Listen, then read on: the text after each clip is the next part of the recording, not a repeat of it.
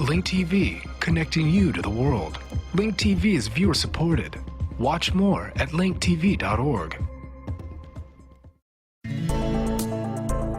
Today on Earth Focus, the risks of natural gas development in the Marcellus Shale, from toxic chemicals in drinking water to unregulated dumping of potentially radioactive waste. Are the health consequences worth the economic benefits? Coming up on Earth Focus.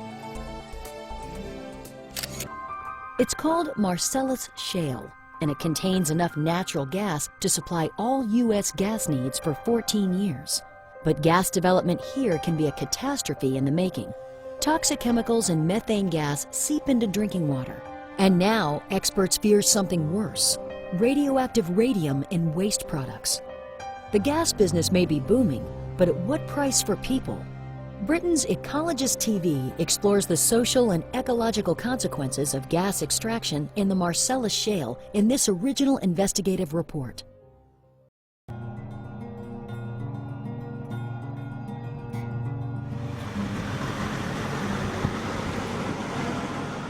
This is Bradford County, northeastern Pennsylvania.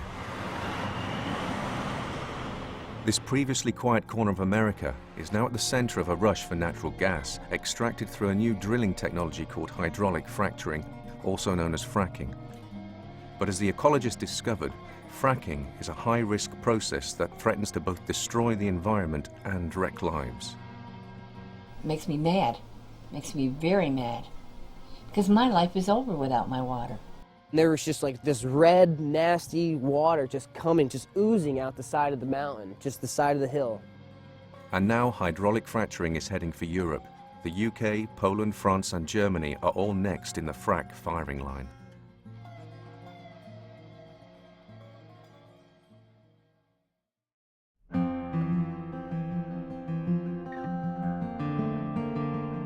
This is a picture postcard part of America. But beneath these rolling hills lies a seam of gas-rich rock called Marcellus Shale. But the shale gas is far from easily accessible. The process itself is that you drill down a few thousand feet into a layer of very dense shale, turn the well horizontally, go out and perform some other operations. Eventually you set off charges that blow holes in the pipe, and then you fill up the pipe with a liquid, and the intent is basically to get sand back in the cracks of the rock to hold it apart so the gas will flow. Gas drilling sites, or frack pads as they are known, have begun to appear all over the countryside, but these are just the tip of the iceberg. Professor Tony Ingraffia is one of the world's leading pioneers of fracture mechanics.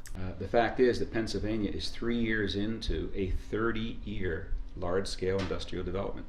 There are fewer than 2,000 Marcellus wells in Pennsylvania right now, but they're drilling them at the rate of 4 to 5 per day, and the rate at which they're being drilled is increasing. The industry intends to drill between 3,000 and 5,000 wells per year for the next 30 years in Pennsylvania, and if they get their way, in New York. With many farmers struggling to remain profitable, the large royalty payments offered for land means that many are readily selling off their mineral rights. For others, there is also the promise of new jobs. And on a national level, it is argued that shale gas is a step towards energy independence. But in the rush to drill, concerns about the potential risks of fracking are being swept aside. When I first heard about shale drilling, it sounded like a pretty good idea. The thing that really got me interested and concerned was I found out that under the proposed regulations for New York State, you could drill a gas well 150 feet from this river or the lake that feeds it, which is the water source for this village. And that's just insane. One of the first problems observed in communities close to intensive fracking sites has been the contamination of domestic water supplies. The ecologist spoke to families who have been unable to drink water from the tap since the gas companies started fracking on land close to their homes. And I didn't tell Ronnie anything about it until probably a couple days later, because it got worse. I thought maybe this will go away. I don't know what it is, but it didn't. And I said to him, I said, you know, we have a problem with our water. Water is a commodity. You might not think it is when you have it and it's good. But when you lose it, it's gone. You'll never get it back. Like, we would take a glass of water out of the tap, and it would have like an oil base on the top. You could smell it. It would smell like diesel fuel or some kind of oil thing. You know, I used to go to my sink and get a glass of water. I can't do that anymore. I have to put lotion on my hands 3 times a day from using the wiring. Even wash my dishes or wash my clothes or anything. Meanwhile, increased levels of methane gas in water supplies have been reported in areas of intensive drilling.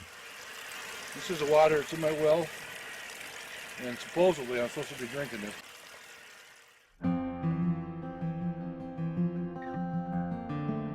One of the key problems with the fracking process is its reliance upon huge volumes of water that are combined with an array of harmful chemicals. Carolyn Knapp is an organic farmer. I don't believe that they should be allowed to put chemicals into my ground, chemicals that are not allowed by my certification to be put in the ground, chemicals that I feel can do harm to my family, to the people around me, and I feel violated. None of those chemicals are potable. You know, methanol, hydrochloric acid, ethylene glycol, it's about 1/2% of the fracking fluid is a chemical, or is it really a cocktail of chemicals? And but do the math on that. That means that's 5,000 gallons per well is chemicals, or toxic chemicals that goes in. So if there's 8 wells per pad site, that's 40,000 gallons of toxic chemicals. And we're losing farms far too quickly as it is, and to have one more circumstance that makes us lose the farms quicker is all the quicker that they'll be gone. There will be no more small family farms. The rush for gas has had other effects on the local community. Small towns have become clogged with gas industry trucks. I have to say, the days of having a nice conversation sitting out in front of the diner are long gone. Main Street's noisier and louder now than ever as a result of the large trucks that the industry requires. They run nonstop 24 hours a day through town, and yeah, the noise is louder than ever. Whilst the increase in traffic represents an inconvenience for local people, the high volume of trucks point to far more serious problems. Once the chemicals are injected and the fracturing process is complete, a large percentage of that fluid comes back up. So we have purposely polluted large quantities of fresh water with chemicals that do not belong in the human environment. And now we have the responsibility, the industry and the landowners have a responsibility to dispose of them properly. But we're talking enormous quantities. Whereas energy-rich Texas has over 11,000 disposal wells, the temperate geography of Pennsylvania means that only a few exist, hardly enough to cater for the thousands of wells planned in coming years.